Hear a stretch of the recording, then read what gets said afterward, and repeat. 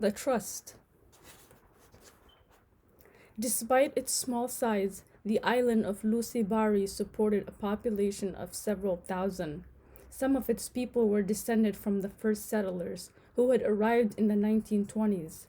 Others had come in successive waves, some after the partition of the subcontinent in 1947, and some after the Bangladesh War of 1971. Many had come even more recently, when other nearby islands were forcibly depopulated in order to make room for wildlife conservation projects. As a result, the pressure of population in Lusibari was such that no patch of land was allowed to lie fallow. The green fields that quilted the island were dotted with clusters of mud huts and crossed by many well-trodden pathways. The broadest of these paths were even paved with bricks and shaded with rows of casuarina trees. But these elements of an ordinary rural existence did not entirely conceal the fact that life in Lusibari was lived at the sufferance of a single feature of its topography. This was its bad, the tall embankment that encircled its perimeter, holding back the twice daily flood. The compound of the Badabon Trust was at the rounded end of the cone-shaped island, a kilometer's distance from Lusibari village. Nilima lived there in a small building that doubled as a guest house for the Trust's visitors. It took a while for Kanai and Nilima to make their way to this end of the island. They had disembarked on the mud spit near Lusibari village, and by the time they departed for the Trust compound, it was near sunset. The vehicle that had been arranged for their transport was new to Kanai. There had been none on the island at the time of his last visit. It was a cycle van, a bicycle trolley with a square platform mounted behind the driver's saddle. The platform served to carry luggage and livestock as well as passengers, who sat on its either with their legs folded or with their feet dangling over the edge. Since the platform was flat with no handholds, passengers had to cling on as best as they could.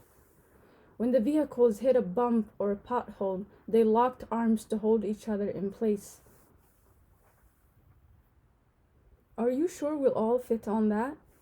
said Kanai dubiously, eyeing the vehicle. "Yes, of course," said Nilima. "Just get on and we'll hold you down." They set off with Kanai's suitcase lodged among baskets of vegetables and squawking clutches of fowl. The van turned onto a path paved with uncemented bricks, many of which had come loose, leaving gaps in the track's surface. When the wheels hit these potholes, the platform flew up as if to catapult its passengers from the vehicle. Kanai would have gone rocketing off if the others hadn't kept him in place by holding on to his shirt. "I hope you'll be comfortable in our guest house," said Nilima anxiously. "Our setup is very simple, so don't expect any luxuries.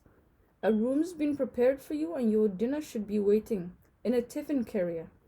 I've told one of our trainee nurses to make arrangements for your food. If you need anything, just let her know. Her name is Moina.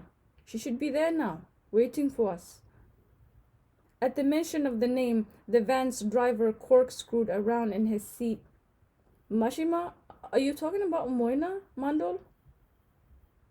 "Yes." "But you won't find her at the guest house, Mashima," the driver said.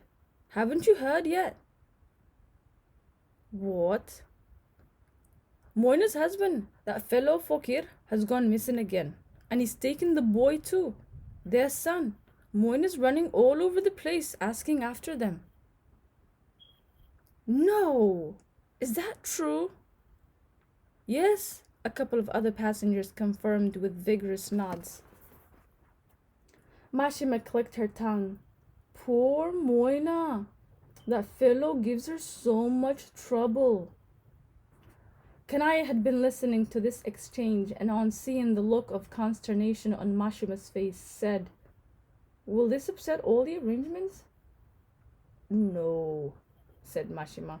"We'll manage one way or the other. I'm just worried about Moina. That husband of hers is going to drive her mad one day. Who is he? Her husband, I mean. You won't know him. Breaking off in mid sentence, Nilima clutched at Kanai's arm. Wait! Actually, you do know him. Not him, I mean, but his mother. His mother? Yes. Do you remember a girl called Kusum? Of course, said Kanai. Of course I remember her. She was the only friend I had in this place. Nilima gave a slow nod. Yes, she said. I remember now. You two used to play together. Anyway, this man we're talking about, Fokir, he's Kusum's son. He's married to Moina. Is he the one who's missing? Yes, that's him. And what about Kusum? What became of her? Nilima let out a deep sigh. She ran off, Kanai. It must have been some months after you visited us. For years we didn't have any news of her, but then she showed up again. It was very unfortunate. Why? What happened? Nilima closed her eyes as if to shut out the memory. She was killed. How? I'll tell you later, said Nilima in an undertone. Not now. And her son? Kanai persisted. How old was he when Kusum died? He was just a child, Nilima said. Maybe 5 years old or so. He was brought up by Horan, who was a relative. A large building suddenly came into view, capturing Kanai's attention. What's that, over there? That's the hospital, said Nilima. Is this the first time you're seeing it? Yes, said Kanai. I haven't been up to Lusibari since it was built. The lights that flanked the hospital's entrance each seemed to be enclosed within a moving, buzzing halo of its own. When the cycle van rolled past, Kanai saw that this effect was created by clouds of insects. Also clustered beneath the bulbs were groups of school children with books open on their laps. Aren't those electric lights?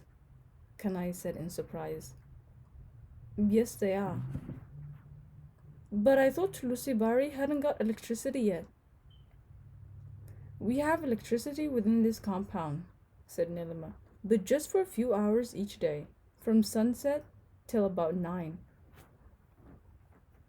One of the trust benefactors, Nilima explained, had donated a generator, and the machine was turned on for a few hours each evening so that the hospital staff could have a period of heightened activity in which to prepare for the stillness of the night. As for the children, they too were drawn to the hospital by its lights. It was easier to study there than at home, and cheaper too, since it saved oil and candles. And that's where we're going, said Nilima, pointing ahead to a 2-story house separated from the hospital by a pond and a stand of coconut trees. Small and brightly painted, the house had the cheerful look of a whitewashed elementary school. The guest rooms were upstairs, Nilima explained, while the flat on the ground floor was the home in which she and her late husband had lived since the mid-1970s. Nirmal's study, where all his papers were stored, was on the roof. After Nilima had dismounted from the cycle van, she handed Kanai a key. This opens the door to your uncle's study. You should go upstairs and have a look. You'll find the packet on his desk. I wanted to take you there myself, but I'm too tired. I'll manage on my own, said Kanai. Don't worry about me. I'll see you in the morning. Kanai was heading for the stairs with his suitcase when Nilima called out as an afterthought. The generator will be switched off at 9, so be prepared. Don't be caught off guard when the lights go off.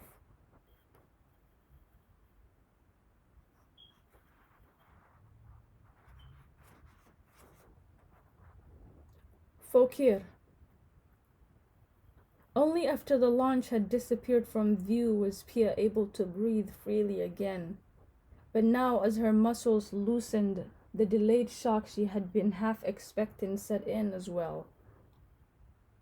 Her limbs began to quiver, and all of a sudden her chin was knocking a drumbeat on her kneecaps.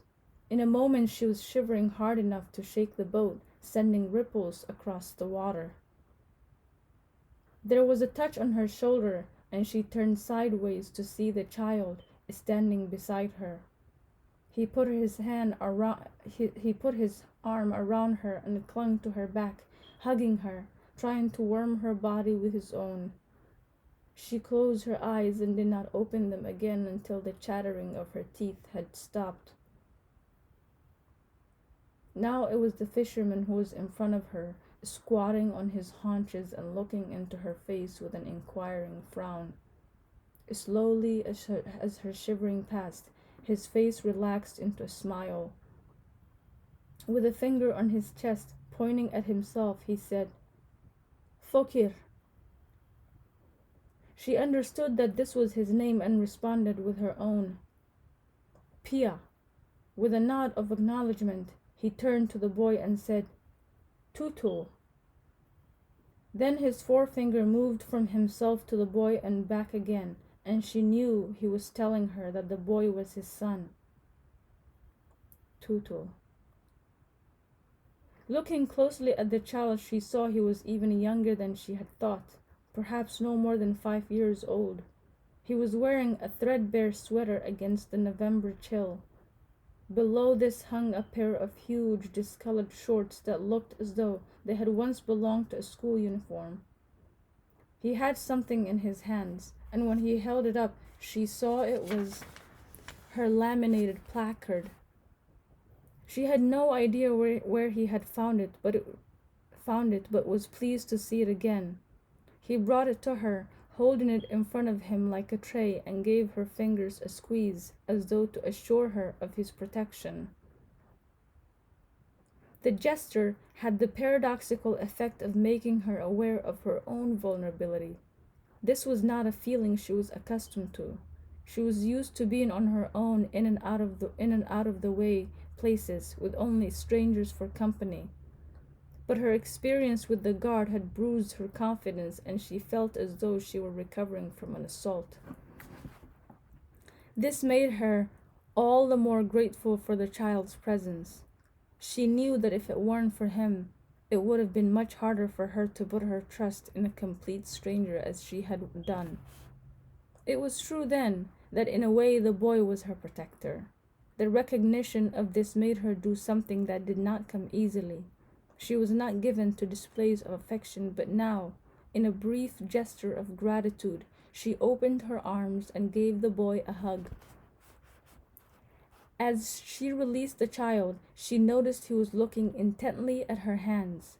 Her wallet was still wedged between her fingers. With a guilty start, she remembered that she had made no mention of money to the fisherman. Opening the wallet, she took out a wad of Indian currency and separated a thin sheaf of notes from the rest. She was counting out the money when she became aware of their attention and looked up. They appeared to be transfixed, and their eyes were following her fingers as though she were performing some intricate feat of jugglery. There was a wonderment in their eyes that told her that their absorption was not a function of greed. It was just that they had never before been in the proximity of so large a sum of money and so many crisp currency notes. Yet despite the closeness of this scrutiny, Fokir seemed not to have understood that it was for him that she was counting the money. When she offered the notes to him, he recoiled guiltily, as though she'd offered him some kind of contraband. The sum she had counted out was small, no more than she might elsewhere have paid for a few sandwiches and a couple of coffees.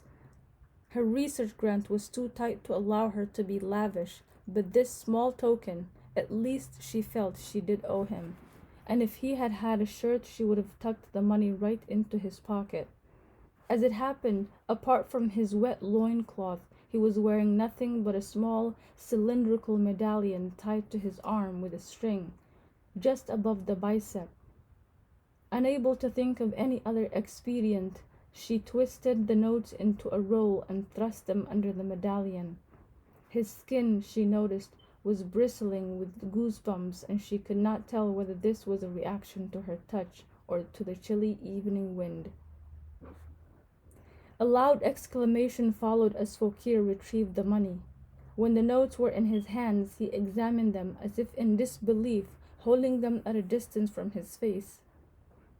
Presently, with a gesture in the direction of the recently departed launch, he peeled a single note from the bundle and held it aloft. She understood that he was telling her that he would accept that one note as a compensation for the money that had been taken from him. He handed this to the boy, who darted off to hide it somewhere in the thatch of the boat's hood. The other notes he gave back to her, and when she attempted to protest, he pointed towards the horizon and repeated the words she herself had uttered earlier. Lusibari. She recognized he was deferring the matter of payment until they arrived at Lusibari, and there she was, content to let the matter rest.